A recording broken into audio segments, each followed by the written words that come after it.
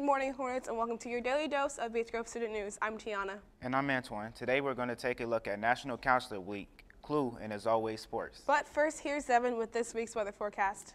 Thank you, Tiana. Good morning, Hornets. Your weekend's weather is a typical Indiana weekend, with today having a high of 63 and a low of 14 with a 98% chance of rain. Friday is going to be cloudy and has a high of 22 and a low of 11. Rolling into your weekend, Saturday is sunny with a high of 30 and a low of 22. But yet Sunday is going to be gloomy with a 60% chance of snow showers, having a high of 34 and a low of 29. That is all for your weekend's weather forecast. Back to Tiana and Antoine for the rest of your daily news. Saturday, January 26th, multiple members of the choir went to Perry Meridian Middle School to perform at the ISMA District Solo and Ensemble event. We would like to say that they got gold ratings and 2 silver ratings and now have earned the opportunity to perform at the ISMA State Solo and Ensemble. Good luck on February 16th. In addition, we would like to congratulate the Jubileers that opened their first competition this past weekend. They competed against schools in Indiana and from Missouri and Illinois. They gave an amazing run, but barely missed a qualifying round by 0.3%. Good luck this weekend at Plainfield High School. This week is National School Counseling Week, and we would like to thank Mrs. Matthews, Mrs. Shively, and Ms. Thomas for everything they do for the students here at Beach Grove High School. Along with the counselors at the middle school, Ms. Condon and Ms. Lux, Ms. Keeley and Ms. Decanick at South Grove, and Ms. Wolf at Central Elementary, and Ms. Parker at Hornet Park. All the students are thankful for everything you do for us. Opening day for the play is 6 days away. Showtimes will be February 13th, 14th at 7 and February 16th. There will be 2 showings at 2 and 7 p.m. There are 2 different casts though. Here's Alyssa here with more on that. Clue is coming up and there is a double cast. I talked to Juliet to learn more about what that means. So my character is Yvette, and she is the French maid of Wadsworth here at Body Mansion. And well, it's a really fun character to play, and there is double cast, so Taylor is also Yvette. I then asked them both what makes their characters different from each other.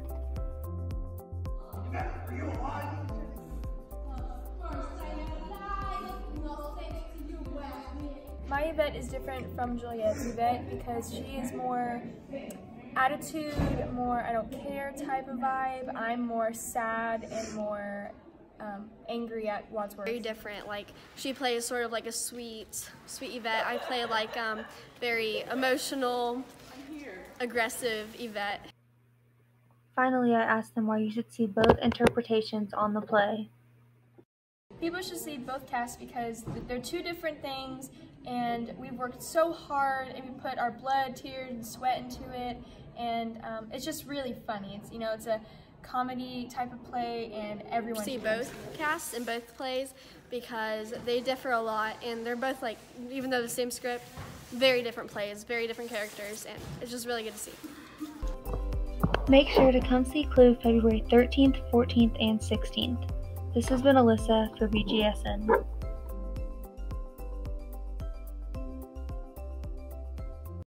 Antoine, have you noticed how many new teachers we have gotten here at the high school since last semester? Now that you mention it, I actually have. In fact, there's a new AG teacher here at Beach Grove. Here is Lainey Wilson with more information on that teacher, Miss Reese. As many of the students and staff may know, Ms. Sparkman took a position with FFA. I asked Mr. Bullock about our new agriculture teacher. So as soon as we come back from spring break, the new agriculture teacher will be starting. Her name is Ms. Reese. Currently, she is finishing up her student teaching with Purdue University at North Montgomery High School. When she starts with us, she will be taking over all of the animal science classes. I also got the opportunity to ask Mr. Bullock a little bit more about Ms. Reese. So Ms. Reese will be filling in for Mrs. Barkman. Mrs. Barkman took a position with the Indiana State Department of Agriculture. Ms. Reese will also serve as co-FFA advisor while she is here. After spring break, you will be able to find Ms. Reese in room 113. I also had the opportunity to get a hold of Ms. Reese and get this quote.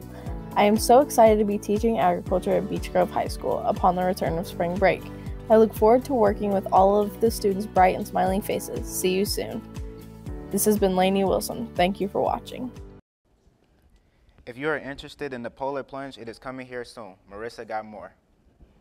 The Polar Plunge is an event held during the winter where participants enter a body of water despite the low temperatures. I talked to Mr. Starks to get more information. So this will be my third year actually this will be my fourth year polar plunging. And what you got to do, you got to raise $50 so you can ask friends, family, anybody who might want to give a little bit of money to Special Olympics, so it's to a good cause. If you want a long sleeve t-shirt, $75. But the important thing is if you go to plunge, you need to wear some old shoes because your feet will get really, really cold, and bring a dry pair of clothes and a dry towel. And it's super awesome. We have a great time. It is cold, but only for a minute, and your adrenaline's rushing so much you really don't care. It's March 1st. Come join us. We're going to have a great time. If you wish to participate in the Polar Plunge, you can talk to Mr. Starks in room 110B. This has been Marissa from BGSN. Now let's toss it over to John Dans with sports. Thank you, Tiana. Hello, Hornets, and welcome to Sports and Beach Grove News. The boys basketball team had a game last night, which ended in the worst of ways. The Hornets trailed Cardinal Ritter nearly all game. However, the game still came down to a final shot. The boys fought hard, but lost 64-66. Losing this game makes them unfortunately ineligible to win conference. They're going to have to try even harder now during sectionals. Jordan Brickley had 8 points with 3 steals. Good job to the boys on their efforts against this tough team. Also in Beach Grove News, there's a swim meet tonight. It is here at the Hive featuring Heron and Buff, and good luck to the boys swimmers. The Pacers won 2 nights ago, beating the brakes off LeBron and the Lakers, even without Victor Oladipo. The Pacers won by 42 points. This was the worst loss of LeBron's career. Miles Turner played well with 22 points and 4 blocks. Bojan Bogdanovic, my main man, led the team in scoring with 24 points and 5 assists. And 7 different Pacers players scored in double digits in the game. The fans were involved as well. They chanted, "LeBron is going to trade you" at Brandon Ingram, and "not worth trading" at JaVale McGee. The Pacers' next game is when they host the other team from Los Angeles, the Clippers. The weather is starting to warm up, even though it is a bit rainy, so that means baseball is coming soon. The hottest free agent in the MLB, Bryce Harper, met with San Francisco Giants executives on Tuesday, and the Giants are one of the many teams that have courted Harper, including the Phillies, White Sox, Padres, Dodgers, and the Nationals, a.k.a. the team that drafted Harper. Spring training is coming up soon, so who knows where Harper will sign. Speaking of the San Francisco Giants, the Raiders are trying to play in their ballpark next season, but those talks have started to break down. The 49ers have the territorial rights for San Francisco, and they are not expected to waive those rights. The mayor of San Francisco even said that the Oakland Raiders should play in Oakland. The Raiders will either have to return to Oakland and that dingy stadium or share Levi Stadium with the 49ers.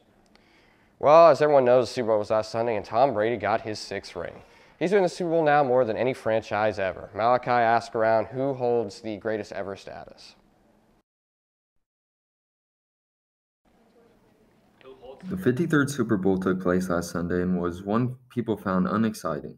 However, being the lowest scoring Super Bowl ever, Brady came out on top with his 6th ring. Which brings up the reoccurring question, is Brady the GOAT? I asked student Jay Elliott on his thoughts. Do you think Tom Brady is the greatest of all time? He's definitely one of the best quarterbacks there are, there's no doubt about that. But no, I personally don't think he's the greatest of all time. Who do you think is? Joe Montana. He's one of the best for sure. He 4-0 in the Super Bowl. You can't deny that. There is no denying his ability, but it takes a lot to be the greatest ever. Here are the stats between Joe Montana and Brady, with Brady having another Super Bowl victory added after the Sunday. Brady also continued his hot streak in white jerseys. I asked Ben Gerald on who he thinks that the GOAT is. He has his 6th ring.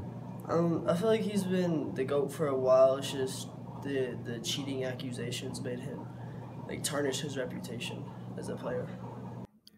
The allegations come from the Deflategate scandal, which questions someone's authenticity. No quarterback has ever had as many rings as Brady, though. That's one thing for sure. Who do you think the greatest of all time is? I'm Malachi McGuire for Beach Grove Student News. Thanks, John. That's all for your daily dose of BGS 10. Teachers, don't forget to hit that bell icon or subscribe button. I'm Tiana. And I'm Antoine. Have a thriving Thursday, Hornets.